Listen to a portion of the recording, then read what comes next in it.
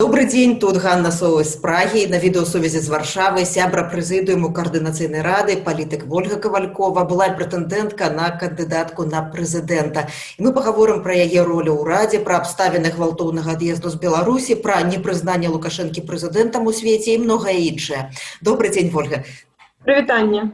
Вот калі мы з вами гутарым, то у гэты момант толькі што фактычна скончылася таемная інаўгурацыя Александра Лукашэнкі. Я хацела б згадаць, што вы толькі вярнуліся з Брюсселя, дзе ў Еўрапарламенце заклікалі ўвесці кропкавыя санкцыі супраць адказных за гвалт і фальсіфікацыі, заклікалі прыняць дапамогу для Беларусі пад кантролем прадстаўнікоў грамадзянскай супольнасці і заклікалі змагацца за вызваленне палітвязняў Беларусі. Вот што тычыцца гэтай інаўгурацыі, як вы мяркуеце, чаму ўлады пабаяліся публічнай інаўгурацыі, яна прадугледжана законам, дарэчы? Ўсё зразумела, у Александра Лукашэнкі няма падтрымкі беларускага грамадства, ён прайграў гэтыя выбары, ён не можа даказаць сваю легітымнасць ні ўнутры краіны, ні за яе межамі. І, канешне, яшчэ раз сённяшняя інаўгурацыя паказала, што ён не тое, што не можа даказаць, ён баіцца свайго народу, які выходзіць і пратэстуе, патрабуе празрыстых выбараў. Таму тут усё відавочна для краіны, для міжнароднай супольнасці. Калі ў цябе ёсць падтрымка грамадзян, падтрымка ўнутры краіны, ты ніколі не правядзеш інаўгурацыю таемна, ты зробіш так, каб усе бачылі, што цябе падтрымліваюць. Тое, што сёння адбылося, это яшчэ адзін факт і сведчанне таго, што падтрымкі ў Александра Лукашэнкі ў Беларусі няма, ён нелегітымны, і гэта сігнал, яшчэ адзін доказ для міжнароднай супольнасці, для Расіі і для еўрапейскага звязу, што з гэтым чалавекам паўнамоцтваў ад беларускага народа размаўляць з ім няма. Вольга, я хотела вас запытацца про то, як цяпер размеркаваны адказнасці ў Координаційнай рады, у прэзідыуме, у асноўным складзе Координаційнай рады, бо цяпер большасць сябраў прэзідыума альбо за кратамі, альбо за мяжой знаходзяцца, так? Вот якая ваша роля, якая адказнасць, якая координацыя з людзьмі, якія ў Беларусі?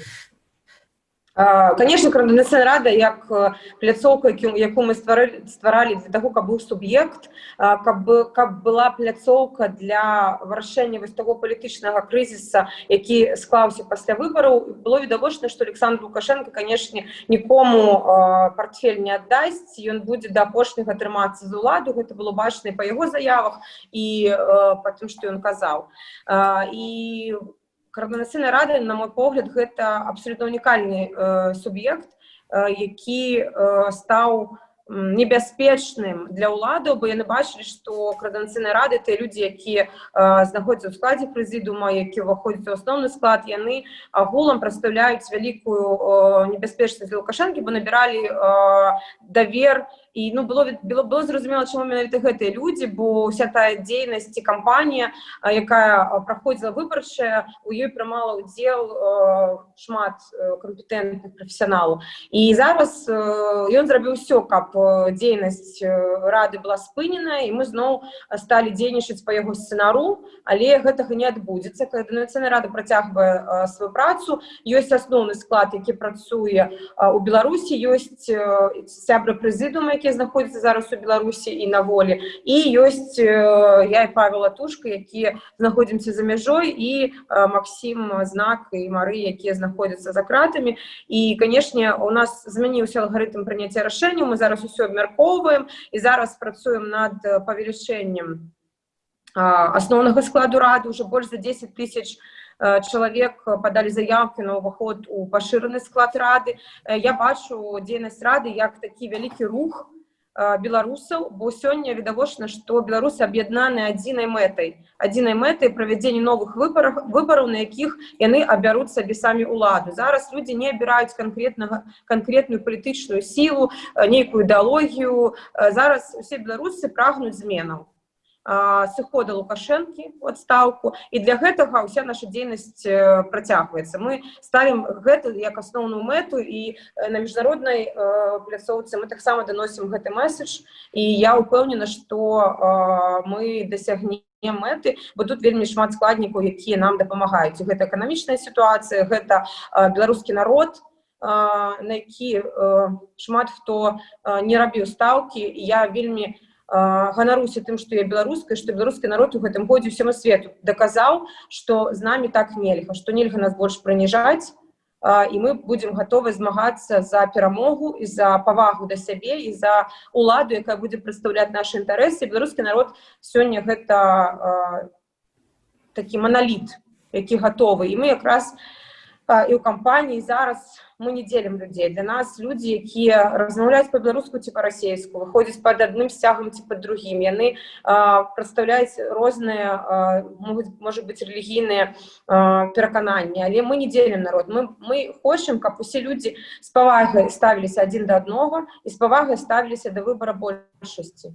Ольга, падзеі развіваюцца настолькі імкліва апошнія месяцы, што вось тыя часы, калі вы разам з калегамі па правацэнтрысцкай пазіцыі ездзілі у рамках праймерыз по Беларусі, ўжо падаюцца вельмі далёкія. Ці вы маглі тады, калі ездзілі, яны былі нешматлюдныя гэтыя сустрэчы, так? І тады беларусы, як мне падавалася, апазіцыйная частка не гатовая была галасаваць за жанчыну прэзідэнта, калі гэта адбывалася. Ці вы маглі выявіць, што так хутка гэта все зменіцца, што вы будете патэнцыйнай кандыдаткай на прэзідэнта, потым даверанай асобай Ціхановскай, потым гвалтоўнай, такой вымушанай уцікачкай, цяпер урэшце адной з лідарак беларускай апазіцыі, якая прамаўляе там на трыбунах Еўрапарламенту.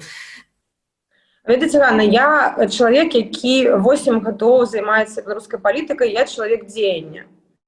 Мы можам штосьці ўяўляць, штосьці не ўяўляць, але я кожны раз, нават калі, можа быць, не маю сіл ці матывацыі, у які перыяд, я ўсё роўна працягваю дзейнічаць. Незалежна ад тых амбіцый, якія асабіста ў мяне ёсць, я гатова працаваць на перамены, на вынік. Што адбылося ў гэтай кампаніі? Я рабіла. Нават калі некаторыя мае калегі па апазіцыйным партыям казалі, што перамены немагчымыя, да, там, і казалі, будуць рэпрэсіі, гэта кампанія правядзе да зноў перамогі Лукашэнкі і жорсткіх рэпрэсій, і для сябе вырашылі, што яны стрымаюцца ад удзелу. На мой погляд, гэта проігрышная пазіцыя, бо калі ты палітык, ты павінен дзейнічаць і верыць у тое, што перамога адбудзецца. Але я таксама, канешне, думала, што калі не, будзем працягваць змаганне далей. Але я прыклала ўсе намаганні ад сябе асабіста для таго, каб гэтая перамога адбылася. У адной з перадачаў толькі жанчыны, псіхолог Ольга Андрэева, пра вас вельмі трапна выказалася, калі з'явілася жаночае трыо. Яна казала пра тое, што я заўсёды лічыла, што жанчыны мусяць ісці ў палітыку, бо это прафесійная сфера, і што ёй якраз вельмі было б дарэчы, каб побач з гэтымі 3 жанчынамі была прафесійны палітык, вы з'явіліся, так? І калі гэтыя былі перадвыбарчыя паездкі па краіне, многія гаварылі пра тое, чаму там на сцэне ці пазней з'яўляецца Ольга Кавалькова, так? Вы тым больш беларускамоўны палітык. Тады гэта, можа, больш збалансавана выглядала для людзей, для якіх важная беларуская мова. Чаму так адбылося? Вы так свядома як бы стаялі так на крыху ролі такой, не тое, што другаснай, але ролі палітыка без амбіцый, які дапамагае. Ці прапановы такой ад іх не было? Магло быць тады не трыо, а 4, як бы, так, а квартэт. Ведаеце, мне не вельмі хочацца глядзець назад, калі шчыра, таму што я бачу, што ўсё тое, што я магла зрабіць, я зрабіла. І на мой погляд, тое, якімі метадамі я дзейнічала, дае людзям магчымасць давяраць мне, і гэта паказвае, што чалавек гатовы укладацца ў вынік, незалежна ад таго, што ён мае асабістыя амбіцыі. Так і адбылося ў гэтай кампаніі. Я, наколькі я магла прафесійна унутры гэтай каманды ўзмацняла яе тым сваім бачаннем палітычным назад і наперад.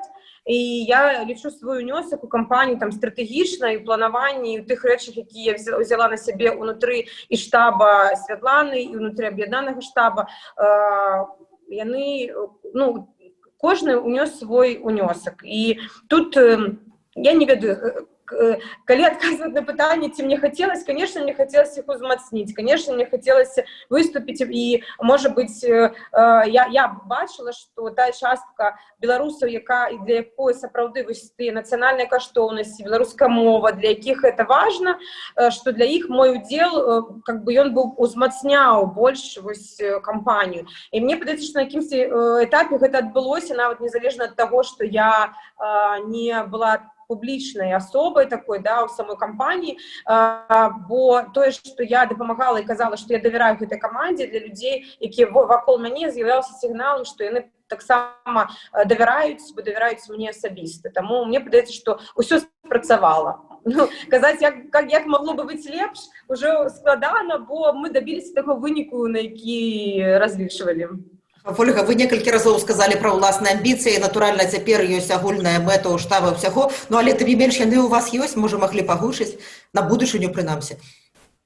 Ведаеце, у меня ёсць амбіцыі, гэта адстаўка Александра Лукашэнкі, і гэта новыя выбары. Асабістых амбіцый на дадзены этапе я не маю. У меня, калі шчыра, нават калі б, напэўна, они мяне былі, у меня няма за 2 тыдні пасля таго, як мяне выгналі з маёй краіны, у меня няма часу нават посціць інфармацыю про все тыя шматлікія сустрэчы, перамовы, якія адбываюцца, бо просто я лічу, што унутранае, яно зараз нашмат важнее, чым вось нейкі, ну, может быть, да кагосьці і не. Ну, я пакуль не маю ніякіх такіх амбіцый наперад. Адзінае, што мне хочацца, каб беларускі народ, ён абараніў сваю перамогу, я раблю ўсё, каб гэтаму працэсу дапамагчы, як я магу і ўнутры краіны, і па-за межамі, бо мне з'явіўся голас, які даволі шмат хто чуе тут у Еўразвязі і ў Беларусі таксама. Ольга, давайте згадаем, вы якраз гаварылі пра гвалтоўнае выкіданне фактычна з краіны. Які ультыматум вам спецслужбы выставілі, калі вы былі за кратамі, і ці вы імёны ведаеце тых, хто гэта рабіў? Ці пасады, прынамсі? Ультыматуму ніхто не ставіў, сказалі, што мне няма выбару. То есть, ці я сиджу, ці яны мяне вывозяць. У іх, відавочна, быў план дыскрэдытацыі мяне як чалавека, які сам з'язджае, але зразумела, што большая частка грамадства, яна гэта не ўспрыняла як праўду, бо мы ведаем метады, з якімі змагаецца ўлада са сваімі апанентамі, і відавочна, што мне, як патрыёты Беларусі, ніколі не было думкі з'язджаць з краіны, я ніколі б гэта не зрабіла, тым больш у такі час, калі я максімальна ўкладаюся ў тыя змены, якія ёсць унутры краіны. Яны зрабілі ўсё, канешне, там, напрыклад, у першы дзень, калі яны мяне затрымалі, яны не змаглі рэалізаваць свой план. Ім трэба было аказваць на мяне псіхалагічны і маральны ціск унутры, пакуль я знаходзілася, і потым проста канстатаваць, што я ніколі не выйду, не змагу ніяк паўплываць, і я сказала, што я нікуды не з'еду, і сказалі, ну, у вас няма выбару, Ольга Александровна, вы з'едзеце ў любым выпадку. Ну, как бы, это не ад вас залежыць у дадзены момант. Я давно вас хотела запытаться, хотя это справа уже минулого. Вот вы некоторый час, в часе перадвыбарчай кампании, мели один офіс з Аннай Канапацкай, у часе дэпутацтва з ёй супрацоўнічалі, некаторыя нават поспехі былі ў законапраектах, яна дапамагала у супрацы з БХД праводзіць. Як бы вы патлумачылі цяпер такі яе неадназначны ўдзел у мінулай кампаніі? Ну, вы ж яе ведалі больш-менш добра асабіста. Ці шкадуеце вы пра супрацу з ёй цяпер? Глядзіце, тут пытанне ў тым, што тое, што магчыма было дасягнуць разам, я лічу, мы дасягнулі, і змены ў крымінальны кодекс, якія былі прынятыя па артыкулу 328. Тое, што я магла рабіць з дапамогай другіх людзей, ну, гэта важна. Я лічу гэта вельмі вялікім унёскам у тыя падзеі, якія былі ўнутры Беларусі. Я не ведаю, што здарылася, чаму Ганна змяніла так сваё стаўленне, меркаванне. Па тых размовах, якія мне былі, яна верила ў тое, што яна кажа. Таму как бы мне складана сказаць, пад чыім уплывам гэта ўсё адбылося. Але, ну, мне шкада, калі шчыра, бо калі Ганна толькі пачынала, яна была, ну, как бы больш папулярна, і іншыя меркаванні ў яе былі. Не ведаю, чаму так змянілася. А ці якія кантакты вы падтрымліваеце цяпер? Не, зараз я не маю з ёй камунікацыі. Калі не памыляюся, вы скончылі ў свой час вышэйшую школу міліцыі як юрыстка, так? Так. Ці ёсць у вас нейкія прыватныя кантакты з тых часоў, ну, маеце нейкі інсайт пра настроі ў міліцыі, ну, на розных узроўнях міліцыі? Як вам падаецца, ці ёсць там усведамленне таго, што найгоршай рэпутацыі ў гэтай праваахоўнай установы ніколі ў Беларусі не было, магчыма, і не будзе?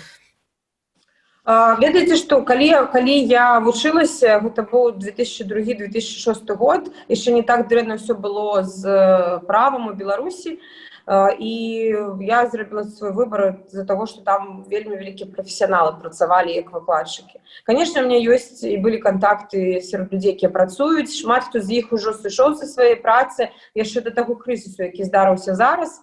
Хтосьці, канешне, я вам скажу шчыра, выказваў мне слова падтрымкі і абураўся тым, што адбываецца ў Беларусі. Зараз сітуацыя з сілавікамі, канешне, адбываецца такім чынам, што яны разумеюць, што ім далі зялёнае святло і сказалі, што яны не будуць пакараныя, да, і яны робяць все, што заўгодна. Але моя пазіцыя як палітыка, чалавека, які все ж таки прагне зменаў у сваёй краіне, у якой я хочу жыць, яна такая, што я не хочу, я хочу, каб міліцыянты, людзі, якія працуюць у сістэме, яны ганарыліся тым, што яны працуюць там, каб яны не апраналі маскі, не скрываліся ад людзей, каб яны з гонарам насілі форму, а не перапраналі яе, калі едуць дадому. І гэтыя месседжы, гэта аснова. Я хочу, каб зноў вярнуўся давер. А гэты давер магчыма вярнуць да міліцыі толькі адным шляхам, калі яны перастануць выконваць гэты беззаконныя загады, і калі яны зразумеюць, што беларускі народ сёння не супраць міліцыі, беларускі народ сёння супраць беззаконня, а ў дзеяннях міліцыі я адчуваю беззаконне, да, ад моманту затрымання, знаходжання ў изолятарах, судовая сістэма, потым калі цябе супрацоўнікі КДБ вывозяць з краіны, яны, у іх некая унутры прапагандысцкая каманда, якая бачыць у нас нейкіх ворагаў, да, іх так там над імі працуюць, што крытычнае мысленне у шмат у каго, на жаль, адсутнічае. Яны ўспрымаюць, і калі яны пачынаюць з табой размаўляць, яны говорять: Санта, вы нармальная, вы адэкватная. Ну і, канешне, гэта адзіны шлях пераканаць вось асабіста ў размовах, што мы проста хочам жыць у прававой краіне, у якой адказнасць нясе кожны, у якой мы разумеем, за што мы несем адказнасць. Бо тыя людзі, якіх сёння рэпрэсуюць па палітычных перакананнях, іх асноўная віна гэта тое, што яны проста не падтрымліваюць уладу. Але я вам шчыра скажу, што я як чалавек, як палітык з павагай стаўлюся да тых людзей, якія падтрымліваюць Александра Лукашенко. Гэта нармальна. Гэта нармальна, з павагай адносіцца адзін да аднаго. Гэта нармальная праца дэмакратычнай краіны. Але яны павінны прыняць выбор большасці, а большасць сёння не падтрымлівае Александра Лукашенко. Калісьці падтрымалі ў 94-м, людзі прынялі гэты выбор. Зараз яны павінны прыняць выбор большасці беларусаў, якія сёння хочуць самі сабе абіраць прэзідэнта. А Александр Лукашенко захапіў уладу. Гэта відавочна для ўсіх. Ён не хоча яе аддаваць. І тую лічбу, якую ён сам асабіста напісаў 10 жніўня, 82%, ну гэта ж проста, ну, это здзек. Гэта прыніжэнне. Людзі не галасавалі. Бо што адбылося падчас кампаніі? Спачатку людзі стаялі ў чэргах, каб паставіць подпіс за альтэрнатыўнага кандыдата. Потым яны прыходзілі на шматтысячныя мітынгі аб'яднанага штабу. Потым яны стаялі ў чэргах на выбарчыя ўчасткі, каб аддаць свой голас. І гэта ўсё зрабіла альтэрнатыўная апазіцыя. Александр Лукашенко не паказаў таго, пра што я кажу. Ён не збіраў подпісы, не праводзіў мітынгі. Таму, ну, як можа быць давер да тых вынікаў, якія адбываюцца, нават без магчымага ўдзелу ў назіранні.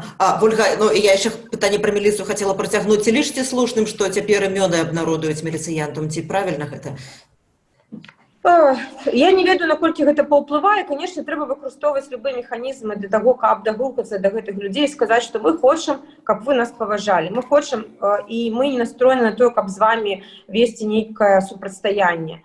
І вось мне падаецца, што той кантраст з аднаго боку рэпрэсіі, з боку ўладаў і беззаконня, і з іншага боку мірныя грамадзяне, якія кажуць пра закон і павагу, вось ён спрацаваў гэтай кампаніі. І відавочна, што дабро, яно заўжды перамагае. І я ўпэўнена ў тым, што зараз адбудзецца тое ж самае. І тут, канешне, важна, каб людзі ў форме, яны перасталі бачыць у мірных грамадзянах, якія выходзяць на вуліцу, ворагаў, каб яны не прымянялі насілле, гвалт і сталі на бок людзей. Тым больш, што гэтыя людзі, якія выходзяць на мірныя акцыі пратэсту, маюць на гэта канстытуцыйнае права, па-першае, а па-другое, яны фінансуюць дзейнасць і міліцыі, і іншых дзяржаўных структур. Скажыце, а чаму вы ў свой час, калі скончылі вышэйшую школу міліцыі, не сталі ў гэтай сістэме працаваць?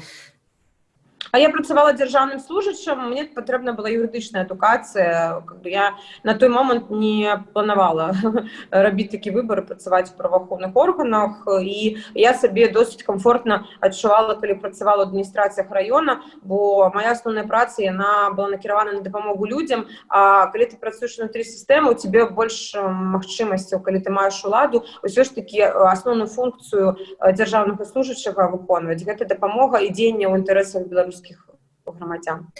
Некалькі дзён таму я гутарыла з Валерыяй Красоўскай, дачкой зніклага 21 год таму Анатолія Красоўскага, і яна наракала, што яна не бачыць ні на мітынгах шматлюдных у беларускіх гарадах лозунгаў са згадкай пра зніклых, не чула ад Святланы Ціханаўскай нічога пра лёс зніклых, ні ад каардынацыйнай рады. Магчыма, яна як бы гэта не ўсё заўважыла, але як бы вы ёй на гэта адказалі? Тэма палітвязняў сапраўды гучыць, а яе непакоіць, што гэта вельмі важная тэма, крыху забытая цяпер. Гэта важная тэма, мы пра яе памятаем, і хочу сказаць усім, што мы пра яе не забываем, і калі мы кажам пра тое, што ці ёсць нейкія гаранты, ці трэба іх даваць, я заўжды, як палітык, маю меркаванне, што кожны чалавек, які адказны і зрабіў правапарушэнне ці злачынства, ён павінен панесці адказнасць перад незалежным судом, і ўсе гэтыя знікненні людзей, усе тыя гвалтоўныя дзеянні, яны павінны быць расследаваныя, і ў гэтых злачынстваў у іх няма тэрміну даўніны, і все людзі, калі будзе новая дэмакратычная краіна, будзе новы ўрад, усе гэтыя дзеянні яны будуць расследаваны, усе тыя людзі, якія датычныя да ўсіх гэтых знікненняў і гвалту, яны панясуць адказнасць. Гэта моя пазіцыя як палітыка, і я хочу пераканаць, што ніхто пра гэта не забывае. Абсалютна ніхто не забывае, і ніхто не будзе пра гэта забываць, бо на месцы тых людзей у дыктатарскай краіне можа апынуцца кожны. І пра гэта як палітыкі якраз ведаю. Што б вы сказалі Александру Лукашенко, калі б была магчымасць сустрэчы? Ведаеце, што я б хацела сказаць: Александр Григорович, сыходзьце самі, беларускі народ вас не падтрымлівае, у вас няма легітымнасці, і вы павінны аддаць уладу тым людзям, які хочуць развіваць і будаваць сваю краіну, якія хочуць, каб іх дзеці жылі тут і не з'язджалі за мяжу, бо зараз гэта вельмі балючае пытанне для большасці ўнутры краіны, таму што шмат хто звязвае з гэтымі выбарамі свой лёс далейшы. Я хочу, каб у Беларусі была моцная нацыя, якая хоча жыць у сваёй краіне. Вы гэтага не хочаце.